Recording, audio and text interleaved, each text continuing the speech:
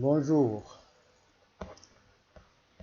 Bonjour, chers étudiantes et étudiants de la filière SMC et 6 qui sont inscrits au module du tronc commun de chimie descriptive 2 et chimie de coordination. Donc, je vais commencer aujourd'hui une première séance de ce cours et je vais commencer par la partie 2. Vous avez vu, donc, je vais donner le sommaire. Il y a partie 1 et partie 2. On va commencer par la partie 2 qui traite de la chimie de coordination. Alors, introduction. Alors, les cations métalliques, ou les cations d'une façon générale, n'existent jamais seuls. Dans tous leurs composés, ils sont généralement entourés d'anions ou de molécules neutres. La chimie de coordination, c'est la discipline, d'accord, qui traite les propriétés des composés de coordination obtenus. Alors, on va commencer par les complexes des éléments de transition. Grand 1, petit 1, propriété générale des éléments de transition, on va la voir dans la partie 1, d'accord? Complexe de coordination. Définition d'abord. Un élément de transition. Qu'est-ce que c'est qu'un élément de transition D? Un élément de transition D, c'est un élément chimique qui possède une sous-couche D incomplète. D'accord? Vous savez que la sous-couche D peut contenir jusqu'à 10 électrons. Donc, une sous-couche D incomplète, donc c'est D1, D2 jusqu'à D9. D'accord? À l'état élémentaire, c'est-à-dire le métal de transition, ou bien dans l'un de ces états d'oxydation usuels. Donc, je répète, un élément de transition D, c'est un élément chimique qui possède une sous-couche D incomplète, que ce soit à l'état élémentaire ou bien dans l'un de ces états d'oxydation usuels. Qu'est-ce qu'un complexe? Un complexe, c'est une espèce chimique qui est constituée par un atome, généralement un métal, ou un ion central, autour duquel sont répartis ou il est entouré par des molécules neutres ou des anions. Ces derniers, c'est-à-dire ces molécules neutres ou ces anions, sont appelés des ligands. Tous les éléments de transition forment facilement des composés de coordination ou des complexes ou composés de coordination. Alors, comment on écrit les formules? Dans l'écriture des formules des complexes, on place d'abord le symbole du métal en premier, d'accord? Les ligands ioniques, après, ils vont suivre, puis les neutres, c'est-à-dire les ligands neutres. Mais on les met par ordre alphabétique dans chaque classe. D'accord? Ça, c'est pour l'écriture de la formule d'un complexe. Donc, je répète, on écrit donc le symbole du cation métallique, suivi des ligands ioniques, et suivi après des ligands neutres, par ordre alphabétique. La formule donc du complexe est placée entre crochets. D'accord? Il est placé entre crochets. Si le ligand est polyatomique, il est noté entre parenthèses. On va voir ça tout à l'heure. Donc ici la formule d'un complexe. Donc entre crochets, d'accord, on écrit donc le métal en premier, suivi des ligands ioniques et des ligands neutres. Et la charge du complexe. En exposant ici la charge Q du complexe. Donc je répète ici, M c'est l'atome ou ion central, grand X c'est le ligand anionique, petit x c'est le nombre de ligands, petit x c'est le nombre de ligands de type grand X, grand L c'est le nombre de ligands, c'est le ligand neutre, petit l c'est le nombre de ligands de type L. Et plus long, c'est la charge du complexe. Voilà donc pour la formule, l'écriture de la formule générale d'un complexe.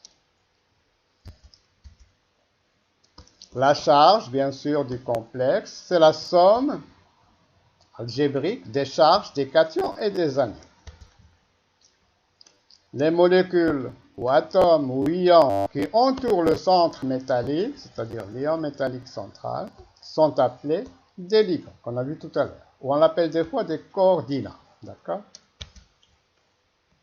Ils sont connectés au centre, ces ligands sont connectés au centre métallique, à l'atome central, par une liaison chimique, d'accord? En effet, l'orbitale atomique non liante de chaque ligand permet la liaison entre l'ion central et le ligand. C'est-à-dire le ligand va former une liaison avec l'atome central par son orbitale atomique non liante. Tous les ligands auront au moins une orbitale atomique non liante, c'est-à-dire une orbitale qui contient 2 électrons, une orbitale non liante. Qu'est-ce que c'est que la coordinance? On appelle coordinance ou bien indice de coordination ou le nombre de coordination, d'accord? C'est le nombre de liaisons métal-ligand, grand M, L, d'accord? C'est pas toujours égal au nombre de ligands, mais c'est le nombre de liaisons métal-ligand. On va voir tout à l'heure. Cette coordinance conditionne la géométrie de ces complexes. Les nombres de coordination usuels sont 2, 4 et 6.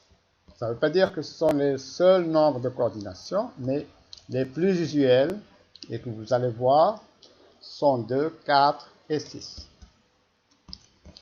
Les ligands peuvent être des ions constitués d'un seul atome, comme les halogénures, X-, Cl-, Br-, I-, F-, d'accord? Elles peuvent aussi être des molécules neutres, comme l'eau, H2O, d'accord?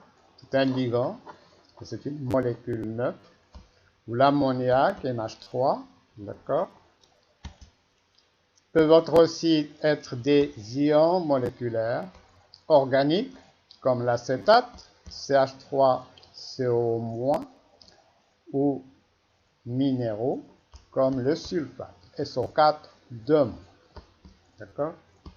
Donc, je répète, les ligands peuvent être soit constitués d'un seul atome, comme les halogénures, peuvent être des molécules neutres, comme l'eau ou l'ammoniac, des ions moléculaires organiques, comme l'acétate, CH3CO2-, ou des ions moléculaires minéraux, comme le sulfate, SO4, 2-. Les ligands peuvent être monodentates, bidentates, tridentates, etc., selon le nombre de liaisons qu'un ligand forme avec le métal. Si le ligand forme une seule liaison avec le métal, on dit qu'il est monodontate. Si le ligand forme deux liaisons avec l'atome central, il est dit bidentate, etc. D'accord? Les ligands monodontates mettent en jeu une seule orbitale non liante pour former une liaison avec le centre métallique. D'accord? Exemple, le ligand amine, NH3, qu'on appelle amine, d'accord? NH3, c'est un ligand monodontate.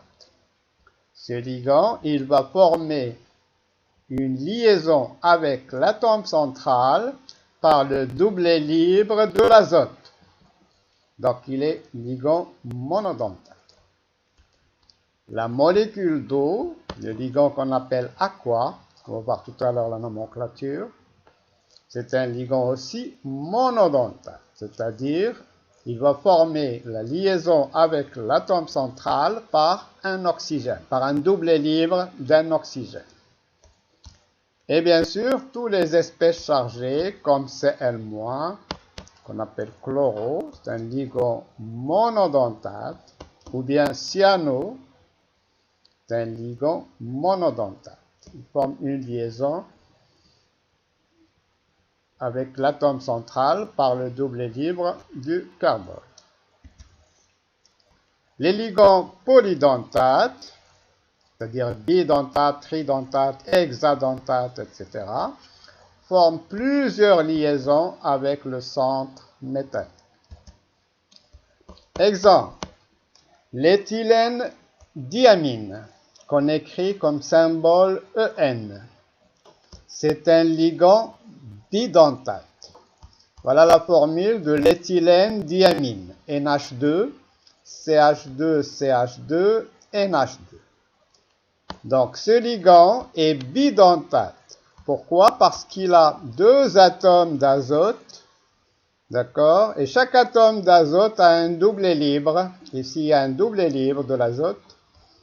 Et ici, il y a un autre doublet libre de l'azote. Donc, ce ligand, éthylène diamine, il a la possibilité de former deux liaisons avec un atome central. On dit que c'est un ligand bidentate. Voilà des exemples. J'ai ici un métal entouré par trois éthylènes diamine, d'accord? Voilà ici le métal central. Et ici, donc, c'est NH2, CH2, CH2, NH2. Donc, doublet libre de l'azote, une liaison. Doublet libre de l'azote, une liaison. Ça, c'est un éthylène diamine. Deuxième éthylène diamine, troisième éthylène diamine. Ici, un autre exemple. Donc, un métal entouré par quatre ligands monodontates, L, L, L et L. Ce sont des ligands monodontates. D'accord? Ça peut être NH3, ça peut être Cl-, etc. Des ligands, une seule liaison, monodontate. Et j'ai un éthylène diamine. Voilà, NH2, CH2, CH2, NH2. Et donc, on voit bien que l'éthylène diamine ici, c'est un ligand bidentate. Il forme deux liaisons avec l'atome central. Ici, vous avez des exemples de ligands bidentates. Il y a l'ion oxalate, d'accord? C2O4, 2-. Donc, vous voyez bien que donc, vous avez ici les oxygènes, au moins ici, chacun peut former une liaison avec un atome central. C'est un ligand bidentate. Exemple, le chrome entouré par 3 acétates. 3-. Il y a le ligand orthophénanthroline, qu'on écrit O-phen. Et vous avez ici, donc, azote, azote. Donc, c'est un ligand bidentate. Et vous avez ici un exemple. Fer entouré par 4 ligands monodontates NH3. et un orthophénoltrolène. Il y a l'acétylacétonate. D'accord? CH3, CO, CH, CO, CH3-. D'accord? C'est un ligand aussi bidentate. Vous avez ici un double livre de l'oxygène et un autre double livre de l'oxygène. Il y a la bipyridine qu'on écrit B, PY. Et vous avez donc, c'est un ligand bidentate. Il y a le ligand glycinate qu'on écrit GLY. NH2, CH2, CO2-. D'accord? C'est un ligand bidentate. Pourquoi? Parce que vous avez un azote ici qui a un double libre et un oxygène O- qui a aussi double libre et ça peut former donc deux liaisons avec l'atome central. Exemple, cobalt, glycinate 3 fois. D'accord? Ici, vous avez un ligand, vous allez utiliser en TP, c'est l'EDTA. L'EDTA, EDTA, éthylène diamine tétraacétate. C'est un ligand hexadentate. D'accord? C'est l'éthylène. Donc, c'est comme tout à l'heure pour l'éthylène diamine. Rappelez-vous, donc, l'éthylène diamine, c'était NH2, NH2, CH2, CH2, NH2, NH2. Maintenant, on va remplacer les H par l'acétate. D'accord? CO au-, CH2, etc. CO au-, CH2, et de l'autre côté, la même chose. Donc, c'est un éthylène diamine tétraacétate. K1, 2, 3, 4 acétate. C'est l'EDTA. C'est un ligand hexadentate, c'est-à-dire qu'il peut former 6 liaisons en même temps avec un cation métallique. À cause de l'existence d'un double libre ici de l'azote, deuxième double libre, et les doubles libres de chaque oxygène, au moins ici et au moins ici. Donc ça fait 1, 2, 3, 4, 5, 6. Il a la possibilité de former 6 liaisons avec un cation métallique. C'est un ligand hexadentate. Passons maintenant à la nomenclature des complexes de coordination. Comment on va nommer les complexes de coordination.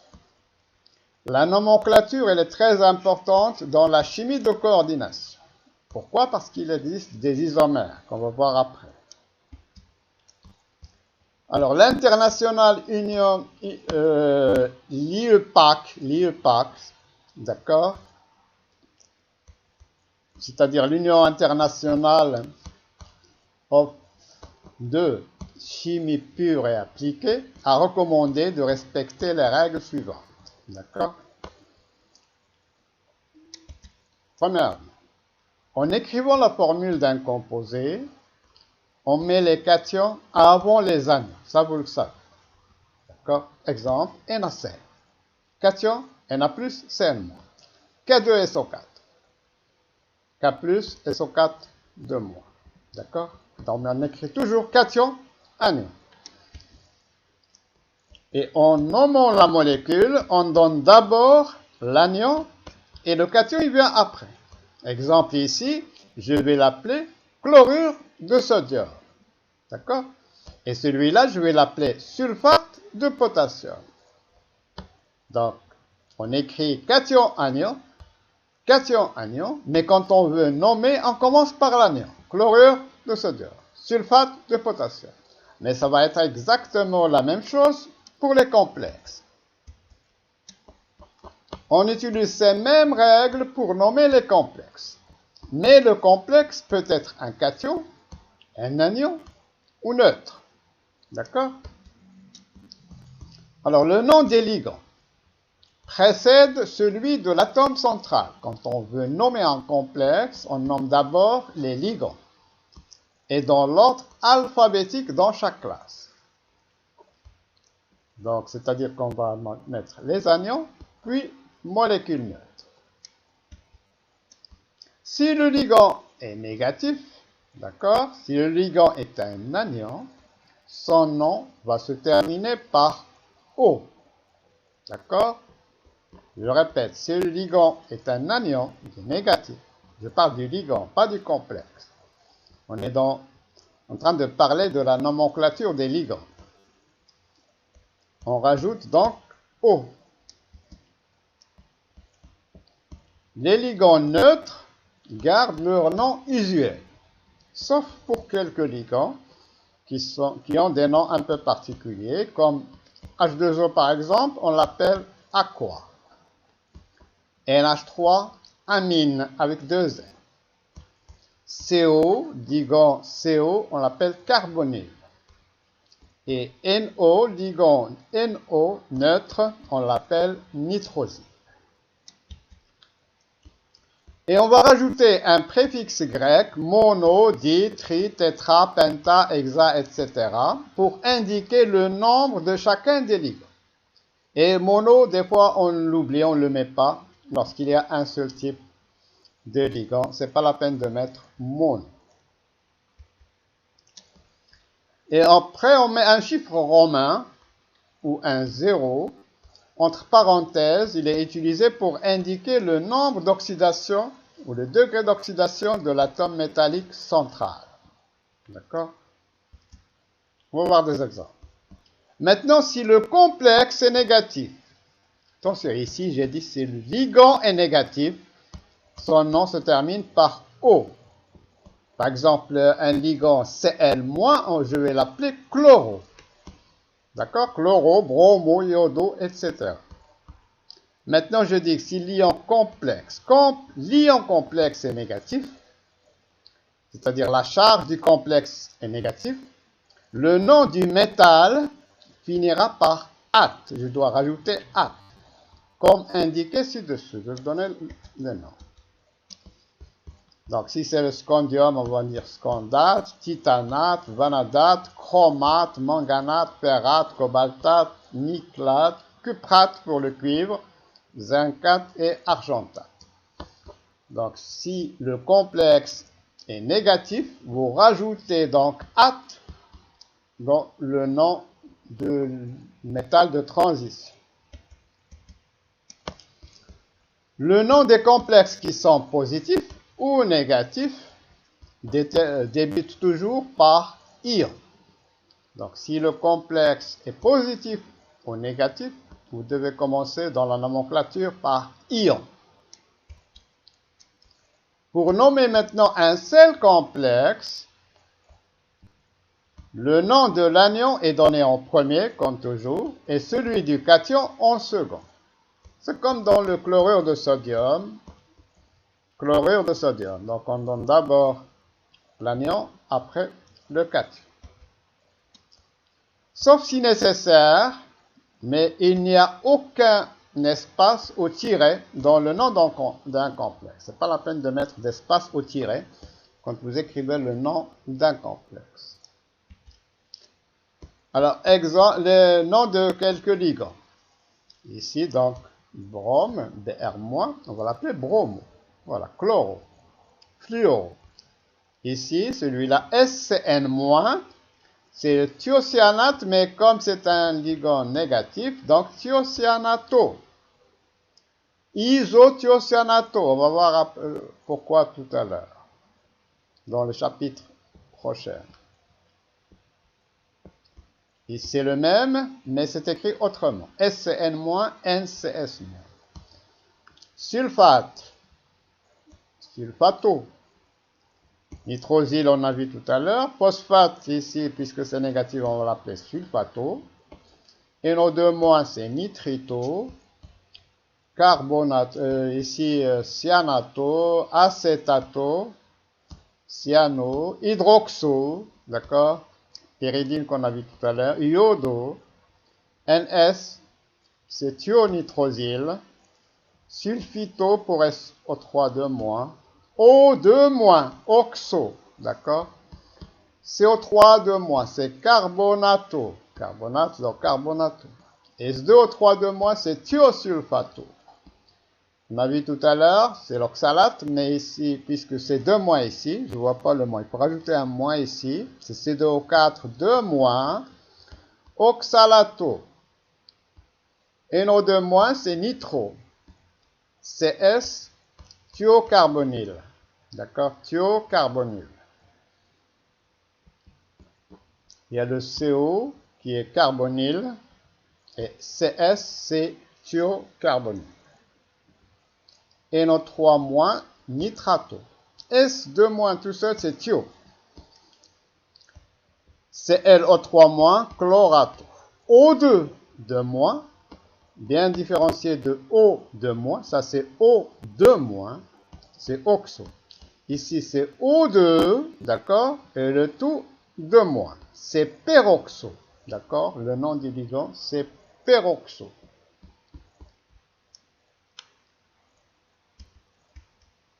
Alors, nom de quelques complexes. Voilà, on va donc donner des exemples, des exercices si vous voulez. Donnez le nom des complexes suivants. Donc, le premier. Donc, j'ai entre crochets, c'est le complexe. Il n'y a pas de charge, d'accord? Ça veut dire que le complexe est neutre. Et j'ai donc platine, atome central. Et il y a 2 Cl- comme ligand et 2 NH3 comme ligand.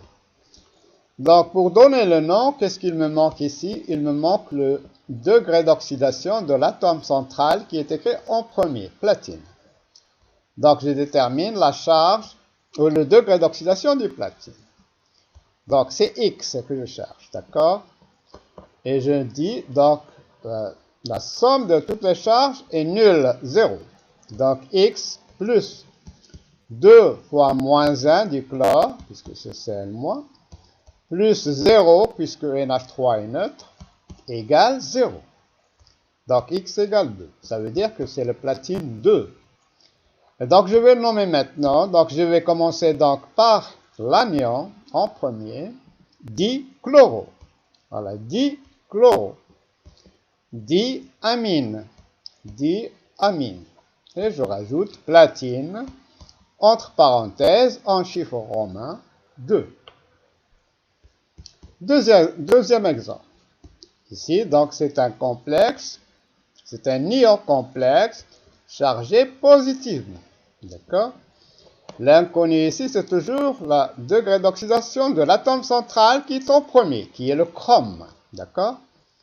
Donc, je vais mettre X du chrome, plus moins 1 pour Br-, plus moins 1 pour Cl-, plus 0 pour H2O. Tout ça égale à quoi? Égale à plus 1. D'accord? Égale à 1. Donc, X égale 3. Ça veut dire que j'ai le chrome 3 ici. Et je vais donner le nom de cet ion complexe. Cet ion complexe, c'est un ion chargé positivement, donc on a dit qu'on doit commencer par ion. Ici, rappelez-vous, ici, il n'y a pas ion, parce que le complexe est neutre. Ici, il est chargé positivement, donc on commence par ion. Et après, dans l'ordre alphabétique, donc, et les anions avant les molécules neutres, donc bromo, un seul, c'est pas la peine de mettre monobromo, monochloro, donc on écrit directement bromo, chloro, tétra, donc il y a 4 tétra-aqua, chrome, entre parenthèses, 3. D'accord? Troisième exemple. Un autre complexe, mais c'est un anion. C'est un complexe chargé négativement. D'accord? Alors, je l'ai connu ici, donc je détermine le degré d'oxydation du fer. Donc, X plus 6 Cn- ici, donc moins 1, égale la charge moins 4. Donc, X égale 2. Donc, c'est le fer 2+. Je dois commencer par ion, puisque le complexe est chargé, et c'est un anion. Ion. Hexa, il y a 6 cyano. Mais attention, faire, entre parenthèses 2, non. Puisqu'on a dit que lorsque le complexe est chargé négativement, on doit rajouter at pour l'ion central. Donc, hexacyano, ferat, entre parenthèses, 2. Donc, ferat, il est chargé négatif. D'accord? Quatrième exemple, c'est un sel. Attention, ici, donc, vous avez Cl3, donc 3 Cl-, qui ne sont pas des ligands ici. Hein. Ils sont comme NaCl, etc. Donc, c'est un sel. J'ai 3 Cl- ici. Et tout le complexe entre crochets, ça va être 3+. D'accord? Donc, je détermine d'abord la charge de l'atome central qui est aluminium au début, ici. C'est comme tout à l'heure, X plus 0, molécule neutre, de l'eau, moins 3, ici, 3 fois moins 1, égale 0. Donc, X égale 3. Ça veut dire que l'aluminium 3. Donc, je vais nommer ce sel, et je dois commencer, bien sûr, par les anions, ici, ils sont à l'extérieur. Chlorure. Donc, c'est chlorure de quoi? D'hexaaqua. Chlorure d'hexaaqua. Aluminium, entre parenthèses, 3. Le dernier, c'est un sel aussi, mais il est inversé, c'est-à-dire j'ai NH4+, d'accord? Et tout le complexe entre crochets, ça va être moins. D'accord? Il faut faire attention. Donc, je détermine d'abord la charge ou le degré d'oxydation de l'atome central du complexe, qui est le chrome. Donc, j'ai NH4+, donc 1, plus X, du chrome, plus 4 fois SCN-, donc 4 fois moins 1, plus 0 pour NH3, et égale 0. Le sel, tout le sel est neutre, comme ici. Donc, X égale 3. Donc, maintenant, je sais que c'est le chrome 3+. Chrome 3.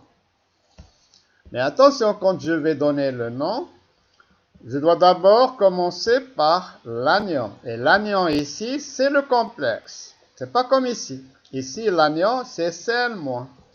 Et le complexe est positif. Je le donne en dernier. Ici, non. C'est le complexe qui est négatif. Donc, je dois donner le nom du complexe. Donc, c'est tétratiocyanato, diamine, chrome, attention, chrome, ici j'ai le cation, le complexe est chargé négativement, donc je dois dire chromate. Chromate combien? 3. Chromate 3 de quoi? D'ammonium. D'accord? Voilà, j'espère que vous avez compris. De toute façon, on va revoir les nomenclatures aux travaux dirigés. Mais c'est très simple, il suffit de connaître donc la méthode. Et je vous remercie et à la prochaine.